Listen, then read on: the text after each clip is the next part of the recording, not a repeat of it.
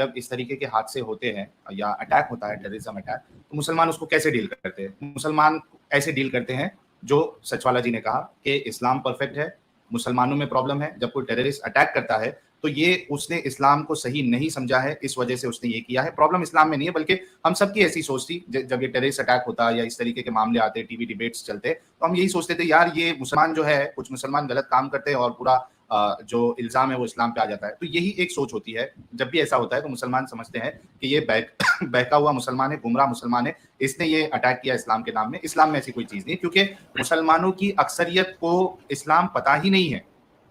یہ جو بات ہے, جیسا نپور جی کی بات ہے, یہ اکثریت کو پتہ ہی نہیں تھی. یہ تو آج معلوم پڑ رہی ہے. اکثریت کو پتہ ہی نہیں تھی کہ حضرت محمد صاحب نے جب حضرت عائشہ کے ساتھ شادی کی تو وہ بچی تھی بالکل 6 سال کی, اور 9 سال میں رخصتی کی. مسلمانوں کو پتہ ہی نہیں ہے. مسلمانوں کو یہ پتہ ہی نہیں ہے. بلکہ میں, آپ سوچئے کہ میں اسلام کی تبلیغ کرتا تھا, باقاعدہ لوگوں کو اسلام بتاتا تھا, تب تک بھی مجھے یہ پتہ نہیں تھا کہ اسلام میں جنگیں جو ہے وہ آفینس میں بھی لڑی گئی ہے.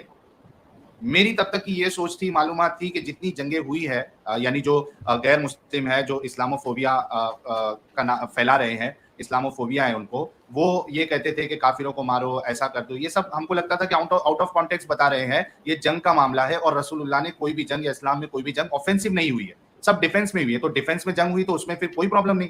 لیکن جب یہ باتیں مجھے پتا چلی, سامنے آئی, جب میں غور و فکر کیا, تو اس میں آپ دیکھو گے کہ باقاعدہ آفینس میں جنگیں ہوئی ہے.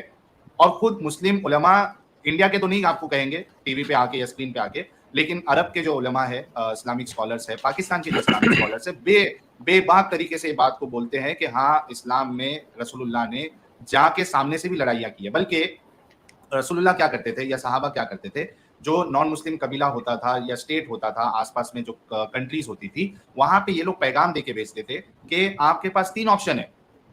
3 آپشن یہ ہے کہ آپ یا تو اسلام کو قبول کرو, اگر اسلام قبول نہیں کرنا ہے آپ کو تو ہم کو جزیہ دو, گنڈا گردی ٹیکس دو, ہفتہ وصولی دو, آپ کی جان کے بدلے, ہم آپ کو نہیں ماریں گے.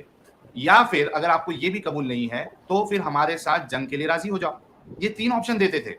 آپ خود سوچئے کہ آپ نے سامنے والے کو آپشن دیا ہی نہیں, یا تو وہ ڈر کے اسلام قبول کر لے, یا تو پھر چپ چاپ جو ہے وہ پیسے دے, یا تو پھر اگر یہ دونوں آپشن نہیں ماننا ہے تو اس کو جنگ کے لیے آپ مجبور کر رہے ہو, کہہ رہے ہو کہ پھر جنگ لڑو, پھر یا تو ہم زندہ رہیں گے یا تو آپ زندہ رہو گے.